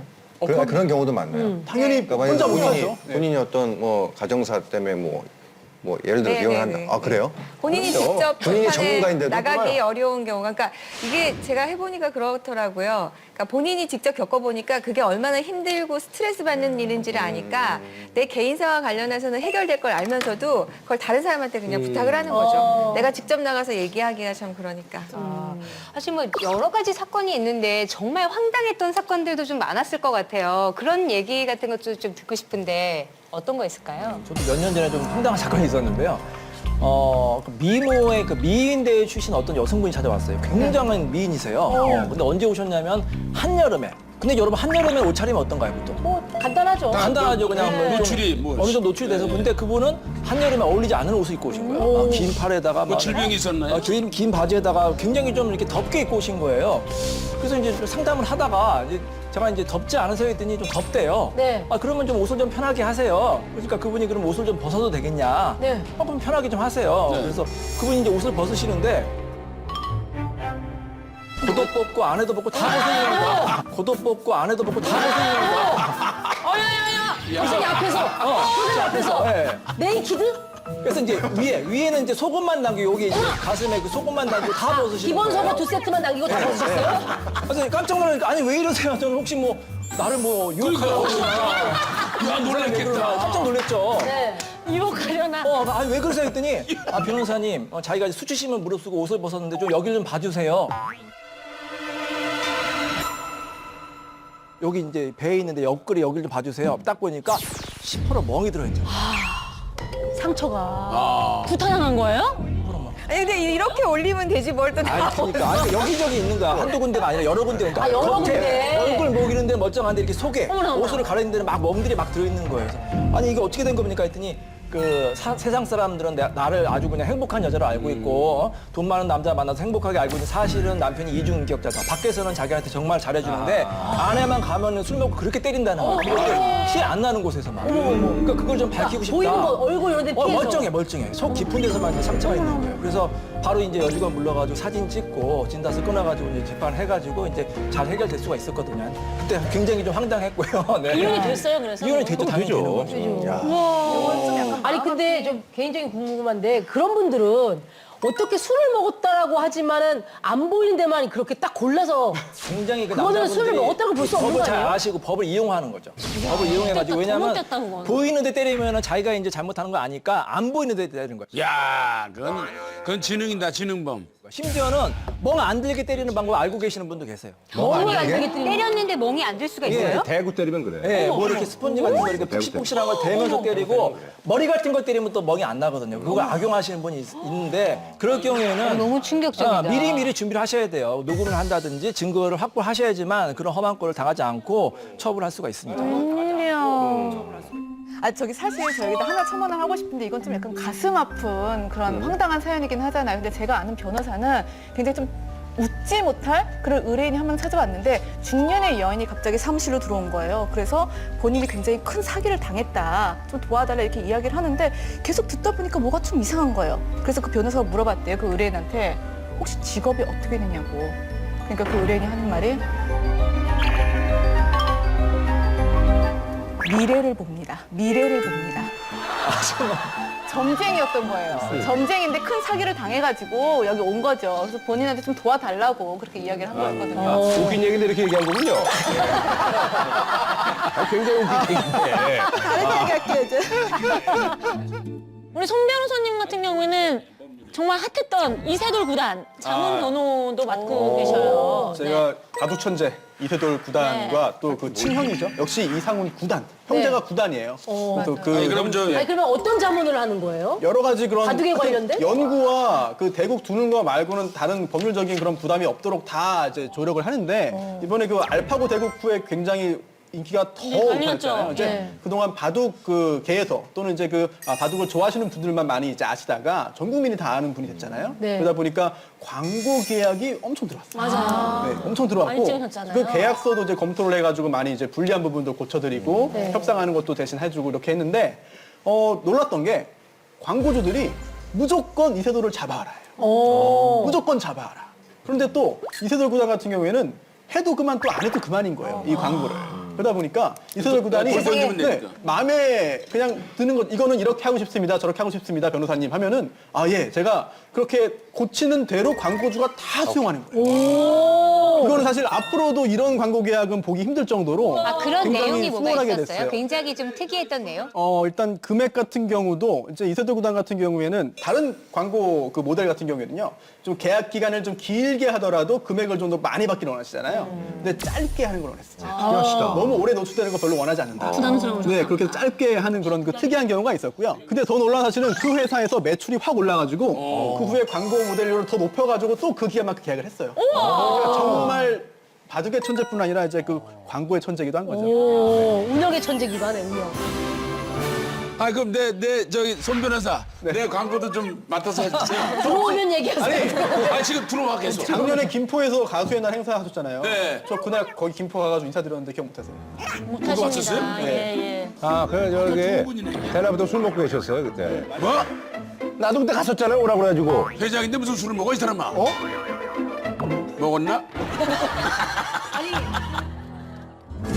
저는 근데 진짜로 저는 연예인들이고 이제 저희는 이제 유명인들이잖아요. 유명인들이 가끔 이렇게 헛소문에 시달리는 경우들이 있잖아요. 예를 들어서 뭐 김구라 씨도 얼마 전에 정말 딸 같은 분과 스캔들이 났고 김정민 씨랑 뭐 때랑이 스캔들이 나서 막 조카지 조카. 조카 같은 그런 방송 잘하던 친구와 같이 스캔들이 났었고 아무것도 아닌데 그거 뭐. 그것도 해명을 했고 그다음에 또 저희 원로 선배님이신 송혜 선생님이 갑자기 그러게요. 별세하셨다라는 너무 정말 어디서 저런 그런 정말 근본 없는 아, 소문이 그런 건 안 돼. 들어오는지. 연세 많기 때문에 네. 충격 받을 수가 있어요. 그런 거 하면 그러니까 안 돼. 어떤 거는 저희가 이제 웃으면서 넘어갈 법한 소문도 있지만 그런 정말 말도 안 되는 것들은 저희가 뭐 정말 괘씸할 때는 어떻게 처벌을 해야 되는지. 궁금한 게 명예훼손이라는 게 네. 어떤 사회적인 평가를 줘야 한다는 건데 이 김구라 씨 입장에서는 김정민 씨랑 열애설 난다는 게 명예훼손이 아니고요. 김정민 씨 입장에서 명예훼손이 될 수가 있어요. 그 사람은 저기 한 번도 결혼 안 한 사람이니까. 그러니까 사실 저는 뭐 아무 상관없는데. 네. 아니 그리고 심지어 그 이야기를 아는 사람들이 거의 없었는데 저도 김구라 씨가 알았어요. 우리 프로그램에서 그러니까 스스로 그러니까 이야기를 해가지고 아니 제가 우리 되게 왜 놀랐잖아 그날. 제가 그 얘기를 왜 말씀드렸냐면 네. 그 제가 아는 프로 이제 나와서 어떤 분이 얘기를 했어요. 얘기를 네. 했는데 저도 그냥 듣고 넘어갔죠. 넘어갔는데 방송국에 갔더니 진짜로 그런 소문이 퍼져서 정민이가 내가 아는 프로에 못 나온다고 그러더라고. 그래서 아 이건 내가 바로 잡아야 되겠다 해서 그래서 얘기한 거예요. 뭐 나는 아무 상관없어. 근데 이제 저는 사실 이런 소문이 퍼지면 문제가 되는 게 뭐냐면 김정민 씨나 나나 한번 방송하고 그랬으니까 넘어갈 수 있는데 김정민 씨 엄마 이런 분들이 얘기 들어. 아이고 저 김구라고 나이가 50인데 무슨 이렇게 돼서 그런 거지. 근데 김정민 씨하고 저는 뭐 사실 엄마 얘기에서 한 얘기인데 저도 옛날에는 한때 그 배현정 씨 아들이라고 이게 얼굴이 있어요. 비슷비슷해.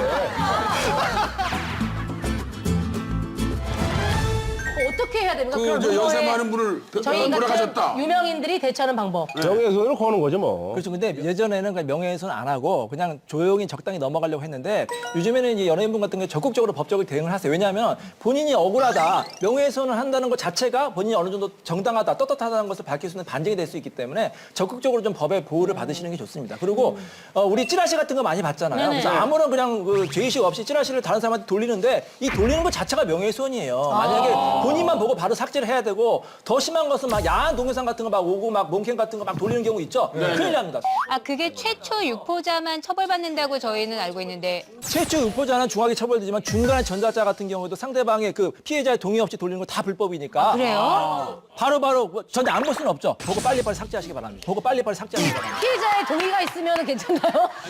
아니 돌려달라 그래서. 전달한 사람도 다 불법이고 범죄예요. 그런데 현실적으로 볼 때 최초 유포자만 현재 처벌을 하고 있으니까 그런 거지 만약에 엄격하게 적용한다면 다 걸리는 거예요. 아니 그 처음에 그 준 사람이 빨리 5명한테 10명한테 돌려주세요 그래서. 행운의 편지예요? 큰일 납니다. 그래 행운의 편지도 아니고.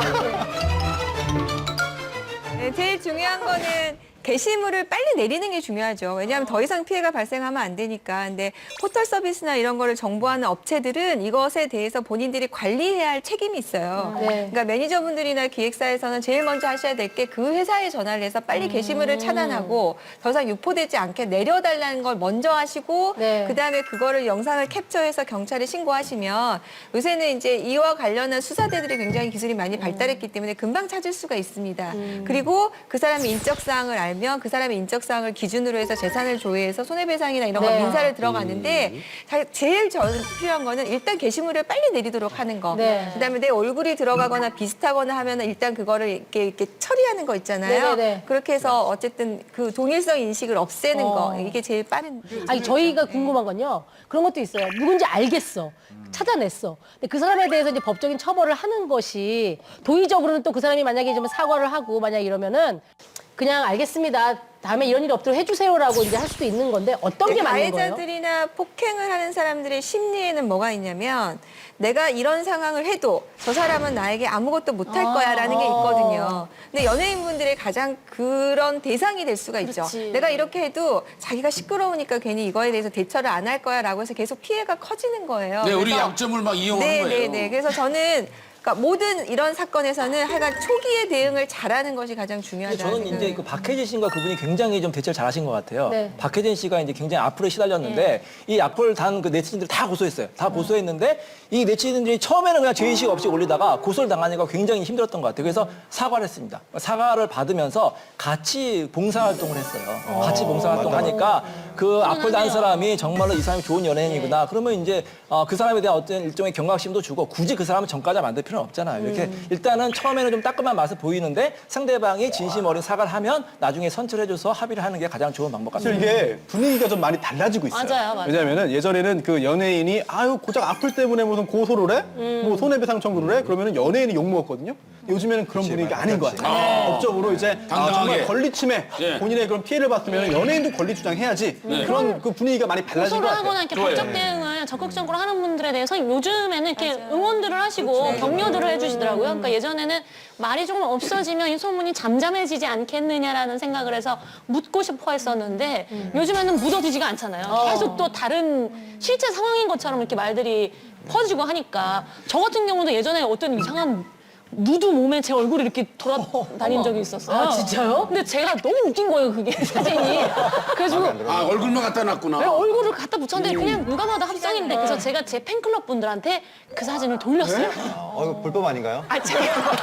제가 괜찮아요? 제 얼굴을 찾아달라고 팬클럽이니까. 해서 그 잡지에 있는 원본 사진을 찾아주셨어요. 그래가지고 그거를 이제 제가 그 기자분께 전달을 해드려서 그 정정 기사가 났죠. 네, 그래서 그렇게 조용해진 경우도 그리고 있었어요. 그 얼마 전 그 뮤지컬 이게 한 이슈인데. 다른 사건인가요? 예, 항공권 사기 사건이 있었잖아요. KC. 예. 사실 뭐 제 주변에도 되게 많이 이제 그분한테 좀 피해를 입었는데 제가 알기로는 그거 담당이세요? 제가 피해자입니다. 저기 저도 피해자입니다, 사실. 저도 피해자예요. 저는 유럽 항공권. 유럽 항공권을 1년에 후쿠오카 했어요. 저는 일본이었어요. 40만 원. 근데 그것도 제 의지가 아니라 근데 김숙 씨가 언니 우리 여행 가야 되는데 항공권이 싸게 나온 게 있대 해가지고 저는 그걸 안 하겠다고 했는데 김숙 씨가 저에게 줬던 50만 원이 있었는데 그걸로 언니 같이 가는 거야? 그랬더니 그걸 산 거예요. 샀으니까 언젠간 가면 되지라고 그럼 생각했었는데 김숙하고 소송이 붙어야 되겠지. 이런 경우는 어떻게 오히려 받기 더 편할 것 같은데요, 김숙이랑 얘기하는 게. 어떻게 됩니까? 쉽지 않은 게요. 뭐 민사적으로 볼 때 당연히 이제 그 손해배상을 받을 수가 있죠. 그런데 법의 맹점이 뭐냐면 정말 손해를 배상해줘야 되는 사람인데 또 소송도 이제 당연히 졌는데 그래도 재산이 없으면 억지로 어디서 뭐 뺏어와라, 훔쳐와라, 뭐 벌어와라 하기가 어렵던 거죠. 그 돈이 생기면 나중에라도 집행할 수 있겠습니다만 지금은 이제 돈이 없고 나중에도 없다, 난 모르겠다라고 하면은 사실은 정말 휴지에 불과한 판결문만 받을 수 있는 거거든요. 손 변호사님도 피해자인데 법적 대응 피해자예요, 안 하시는 저. 거 보면 예.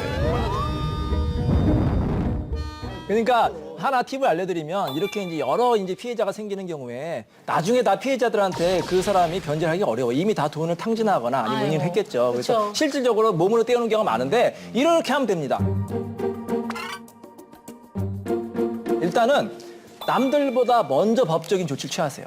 형사 고소를 하면 그 사람이 이 형사 고소하는 것을 해결하기 위해서 합의해달라고 합니다. 주의점이 뭐냐면 합의를 줄 때 반드시 그냥 합의해주지 마시고 합의금을 받은 다음에 고소 취하를 하셔야지 합의금도 안 받고 고소 취하면 다시 재고소가 어렵거든요. 그러니까 남들보다 먼저 법적 조치를 취하고 반드시 합의금을 받은 다음에 고소 취하해 주셔야 됩니다.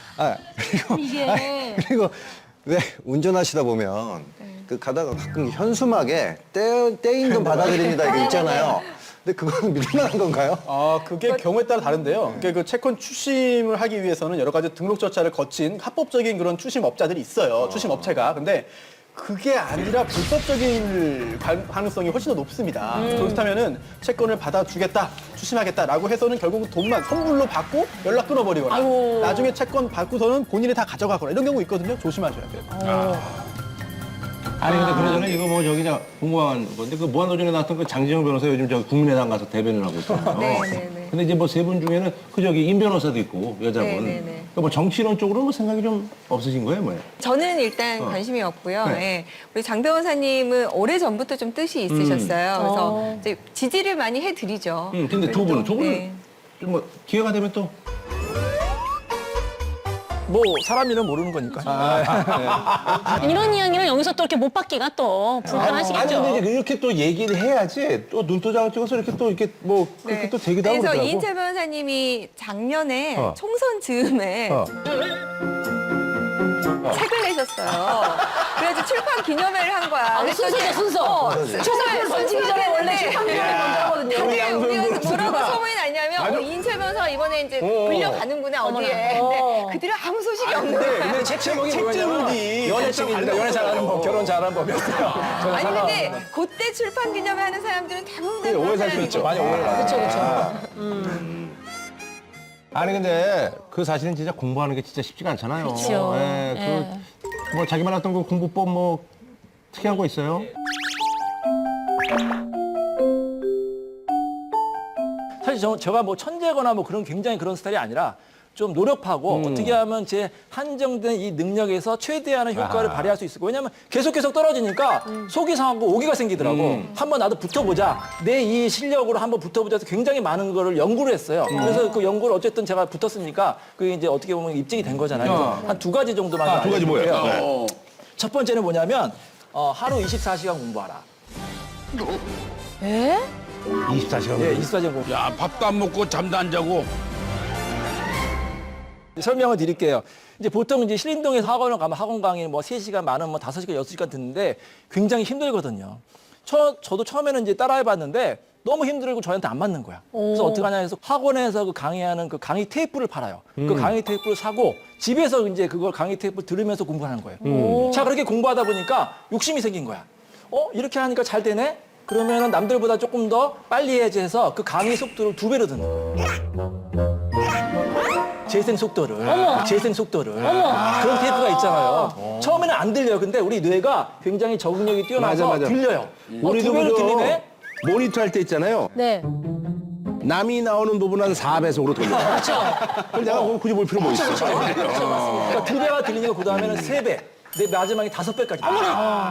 그러니까 이게 굉장히 남들 한 번 할 때 저는 5번 듣는 거예요. 이미 이제 충분히 이제 암기가 돼 있는 사람이니까 뭔지 그렇죠. 아는 빨리빨리 거죠. 잘 들리고. 숙련이 되니까. 밥 먹을 때도 책은 못 보는 대신 강의 테이프 들으면서 밥 먹는 거예요. 화장실 가서 샤워할 때도 틀어놓고 샤워하고 잠잘 때도 헤드폰 끼고 강의 테이프 들으면서 잠을 청하면 신기한 게 독하게 뭐냐면 했네. 아주 꿈속에서도 독하게 이 강의 한개 들리고 꿈속에서도 이 강의 한개 들리는 어머나, 진짜요? 그래서 24시간 공부를 약간 강의 테이프 팔면 엄청 잘 팔리겠어요. 설레요. 네. 이미 빠져들었어요, 살것 지금. 같아요, 진짜. 주문할 것 같아요. 굉장히 바로. 효과가 좋습니다. 이제 두 번째는 이제 데이트 공부인데 제가 그렇게 열심히 공부했는데도 일주일에 딱 한 번 공부를 못 할 때가 있었어요. 바로 데이트할 때. 여자친구가 있었거든. 여자친구 있는데 같이 공부할 수가 없잖아요. 이 시간도 아까운 거예요. 그냥 불안하죠. 불안하니까 남들은 이 시간에 공부하는데 그래서 제가 여자친구한테 그냥 우리 좀 떨어져 있자. 좀 너무 시간이 아깝다고 얘기를 하니까 여자친구가 그러는 거예요. 그럼 오빠 같이 공부하잖아요. 같이. 이제 밥 먹고 조용한 커피숍 가잖아요. 커피숍에서 제가 일주일 동안 공부한 거를 설명을 하는 거예요. 여자친구한테. 일을 하면서 막 뭐를 그리는 거예요. 네. 뭘 그리지 봤더니 그 친구가 미대 다니는 친구였거든. 제가 설명한 판례나 사례를 그림 한 컷으로 그리는 거예요. 그 그림을 받아가지고 제 노트와 책에다 붙였어요. 그러니까 그게 이제 한 개, 2개, 수백 개가 되니까 이 책이 만화책이 되는 거예요. 재밌는 만화책. 또 이게 굉장히 효과가 좋은 게 뭐냐면 자, 여러분. 제가 이제 꼭 학습하는 것 같은데. 지금은 약간 신동에서 학원 차리실 것 같아요. 여러분 한 달 전에 본 책 내용이나 기사 내용 잘 기억 안 나시죠? 네네. 근데 여러분 10년 전에 본 영화는 기억납니다. 타이탄이라는 영화 보셨죠? 맞아. 그 영화에서 기억나는 장면 있으시죠? 네, 뒤에서 이렇게 막 쫙 이거 거 있잖아요. 실실이 다 기억나죠. 네, 뭐 다 기억나. 운전하는 왜? 장면, 뭐. 머릿속에 이미지, 그림으로 기억됐기 때문에. 그래서 실제로 제가 사법시험 막 2차 시험 빨간색하고 있어요, 때 지금. 저 살래요. 어디 등록하면 됩니까? 사법시험은 하나라도 못 쓰면 불합격이거든요. 근데 맨 마지막 날 형사소송법 시험 때 큰 문제 50점짜리가 딱 나왔는데 기억이 안 나는 거예요. 어머. 머릿속이 하얘. 네. 시간은 계속해서 올라가는데 이거 못 쓰면 전 떨어지는 거예요.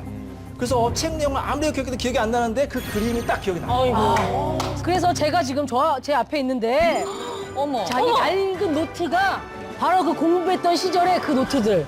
근데 여기 보니까 그림이 정말 있어요? 그림이 있어요.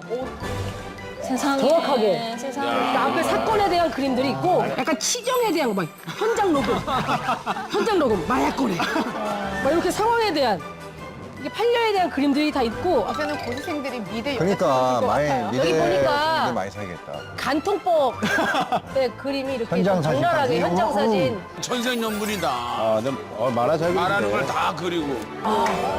그림이 기억나니까 주제가 기억나고 판례 기억나고 막 썼어요. 다 쓰니까 합격자 발표. 야. 자, 그래서 제가 이제 너무 이제 그 좋아가지고 합격자 발표한 날 저녁 때 그 여자친구를 만나가지고 해서는 안 된 말을 했어요. 그 여자친구한테. 그냥 우리 결혼하자. 아니 그게 해서는 안 되는 거 아니야. 그래서 그러면 그 미대, 아니 절반은 그분이 합격시켜줬는데. 아니 미대 친구 그분이랑 지금 같이 사는 거예요?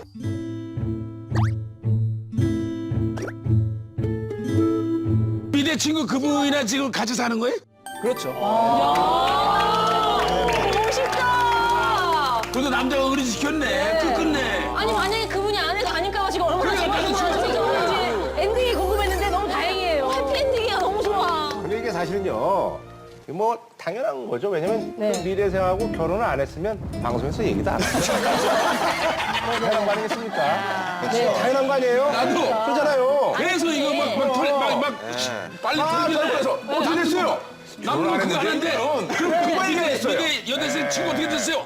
예, 지금은 헤어졌죠. 일잘 없는데. 그런 얘기를 안 하죠. 그러니까 예, 그분이랑 같이 살아. 이 얘기를 하고 다니면 만약에 사람 달라 보이잖아요. 그 와이프가 그분이 아니면 좋아하겠어요? 그렇죠. 얘기 못하죠. 아니 사실 이렇게 해고 사법고시 붙은 다음에 떠난 남자들 굉장히 많거든요. 우리가 왜 그 흔히 말하는 막장 드라마 보면은 끝이 안 좋은 경우가 많거든요. 저도 뭐 당연히 이제 만나던 여자친구가 결혼해 이렇게 생각을 했는데 그게 또 현실이 아니더라고. 결혼하니까 막 여기저기서 막 전화가 오는 거야. 뚜쟁이도 전화 와가지고 뭐 결혼만 하면은 뭐 집을 해준다, 뭐 몇 억을 준다 이렇게 제안이 실제로 들어와요. 네네네. 합격하니까 어떻게 알고 귀신같이 알고. 근데 부모님도 처음에는 그냥 여자친구만 오면 좋다고 했는데 점점 생각이 달라지시는 거야. 제의가 오니까. 주변에서 워낙 뭐 당신의 아들 뭐 받아서 뭐 물어보니까 이렇다 저렇다. 부모님도 은근히 이 기대 수준이 높아지시는 거예요. 그럼 어떡하나 제가 고민하다가 좋은 방법이 생각났다. 이 사법시험을 붙으면 그 예전에는 그 은행에서 마이너스 1억까지 대출을 해줘요. 그 대출을 딱 받아가지고 그 부모님한테 일정 부분 드렸죠. 이 비용으로 좀 여자친구에서 좀 도와준 거다. 그렇게 이제 선의의 거짓말을 한 거죠. 부모님도 만족하시고 여자친구 만족하고 저만 그래서 힘듭니다 요즘. 본인의 무기가 너무너무 많으니까 뭐 방송도 많이 하시고 뭐 변호사 일도 잘 하시겠지만 본인만의 장점이 뭐라고 생각하시는지 제발 얼굴, 몸매 이거 빼고 좀 말씀 좀 해주세요. 네, 뭐가 있을까요? 저는 사실 말씀 많이 해주시는 게 그러니까 목소리 얘기 많이 해주시고요. 이제 택시 운전하시는 기사님들이 목소리 갖고 알아보시더라고요. 그래서 목소리가 좀 이렇게 편안하고 그러니까 귀에 좀 꽂힌다. 이거 하고 그다음에 이제 아무래도 제가 뭐 애새 키우고 뭐 이렇게 하다 보니까 삶이 공감이 되고 솔직한 면에 대해서 많이 평가를 해주시는 것 같고. 네. 제가 고민을 좀 해봤거든요. 도대체 왜 연락이 올까? 그랬는데 두 가지가 있지 않나. 네. 첫 번째는 제 나이 또래 변호사가 별로 없어요. 그러다 보니까 그런 것도 좀 덕을 보는 것 같고요. 또 하나가 이제 녹화랑은 좀 다른 분위기인데 생방송은 제가 좀 말이 짧은 것 같아요. 얘기가 길어지면은 여러 가지 포즈가 나옵니다. 이렇게 빨리 끊어라 하는 것도 네. 나오고 이렇게 하는 것도 나오고 사실 저는 그 포즈가 나오기 전에 빨리 끝나거든요. 네. 이은재 변호사 약간 좀 뭐. 아니요. 그냥 사는 녹화 때는 당연히 하셔야죠, 그렇게. 거의 뭐 방송인이네. 이게 이제 진행자들마다 조금 다른데 이제 김구라 씨 같은 경우는 옆 MC한테 질문 짚어줍니다. 이거 말고 제 대본이 다 점이에요. 정말 이거 진짜 계속 찍어. 정말 찍고 낙점이야, 낙점. 계속 찍고 또 이런 것도 해. 가위로. 이건 넘어가도 제 되겠다. 아니라는 건 아니고 네, 이제 네. 이건 넘어가도 이거는 된다. 이 질문 빼, 이 질문 빼. 뭐 계속 제 대본이 다 아니 김구라 있어요. 저 방송 잘하는 거예요. 왜냐면 네. 그 녹화라는 게 너무 오래 걸려서 좋은 거 없어요. 잘하는 거예요, 이 사람. 맞습니다. 예. 그래요. 우리 이 변호사님은요? 저 같은 경우에는 뭐 제가 생각해도 조금 열심히 하는 것 같아요. 이제 제 이제 방송할 때 그 별명이 준비맨. 판넬 같은 것도 그 작가가 원하지도 않은 걸 제가 그냥 직접 이제 만들어 오는 거예요. 아우 대단하다. 아, 진짜요? 근데 제가 이인철 변호사님은 옆에서 방송을 굉장히 많이 지켜보는데 같이 방송하면 저는 저는 굉장히 피곤한 거예요. 왜냐면 나는 그냥 너무 많이 나가는데 준비하는 거기서 거예요. 맨날 막 맞아. 준비를 해갖고 와. 자기 혼자만 틀려고. 혼자만 틀려. 네, 그래서 흔히 얘기하는 한 번은 오버하면은요, 나갔는데 옆 사람이 피곤해요. 네, 본인이 선글라스를 끼고 와가지고 막 이러면서 그 얄미운 역할을 하고 그다음에 뭐 쿠션이 폭행이냐 그러더니 정말 쿠션으로 나를 막 때리더니 아프냐 안 아프냐. 솔직히 얘기하면 이인철 변호사님 방송 나올 때마다 하는 얘기가 제일 싫은 얘기가 자기가 잘생겨서 방송에 나온다. 맨날 이런 얘기 참 싫었거든요. 근데 우리 손수호 변호사님 드디어 잘생긴 변호사가 나오셨잖아요. 네. 그러니까 저기서 손 변호사님은 외모가 역할을 한다. 아, 그러니까 생각해요. 손수 변호사님은 이제 얼굴 때문에 방송하는 거고, 우리 천상 노력형이라는 거죠. 그 법이라는 게 뭐 그 이런 분들 때문에 우리가 또 가깝게 느끼는 거 아니겠습니까? 그렇습니다. 예, 방송 활동도 예. 열심히 하시고 또 법정에서도 또 좋은 뭐 재판 결과도 많이 좀 끌어내셨으면 합니다. 예. 바쁘신 와중에 이렇게 나와주셔서 너무 감사드립니다. 자, 원더풀데이 다음 주에 더욱더 놀라운 이야기 함께 찾아오겠습니다. 여러분, 고맙습니다. 네, 고맙습니다. 감사합니다.